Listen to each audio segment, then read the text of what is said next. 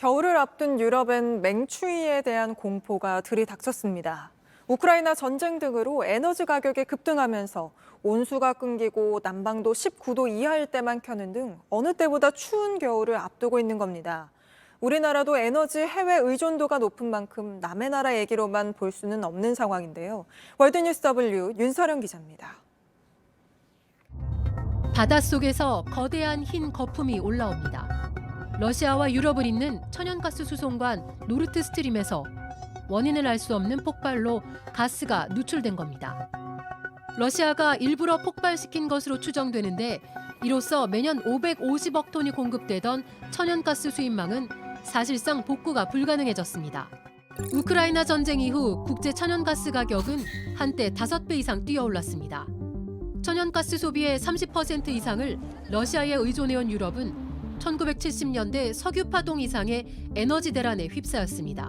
1970년대 석유 위기 같은 것들은 당시에는 석유만 위기였고요. 근데 지금은 석유 위기과 동시에 천연가스의 위기이고 천연가스가 부족한 건 전기의 위기까지도.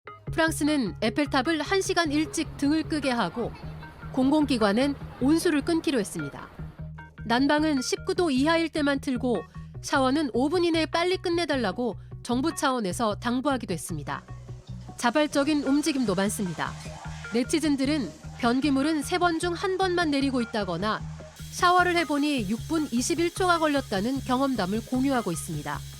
I come 20 times a month, that's £1 a day for the gym, but actually if I'm showering here I'm using their heating, I'm using their water and I can use their electricity to dry my hair. So actually I'm probably in profit. 영국 정부도 올겨울 하루 3시간씩 전기 공급을 끊을 수 있다고 밝혔습니다. It's first of all making sure that people aren't facing gargantuan energy bills this winter. People were facing bills of up to £6,000. We're now making sure that the typical household doesn't pay more than £2,500. 지난 여름 에너지를 아끼자더니 제트스키를 탔던 게 발각돼 눈살을 찌푸리게 했던 프랑스 마크롱 대통령. 요즘 공식 석상에서 목까지 덮어주는 터틀넥을 입으며 에너지 절약을 호소하고 있습니다. 에너지 가격 급등에 화가 난 유럽 시민들은 거리로 나왔습니다. Die Energiekosten steigen. Wir haben Gasheizung und weiß noch niemand, was das kosten wird.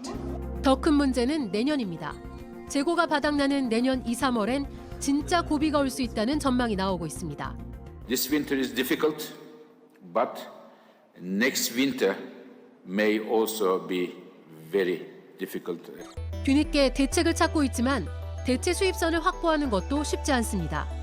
호주, 카타르 등은 기존 계약 물량이 꽉 차 있는 데다가 LNG를 운반할 배를 확보하는 데도 2, 3년은 더 걸리기 때문입니다.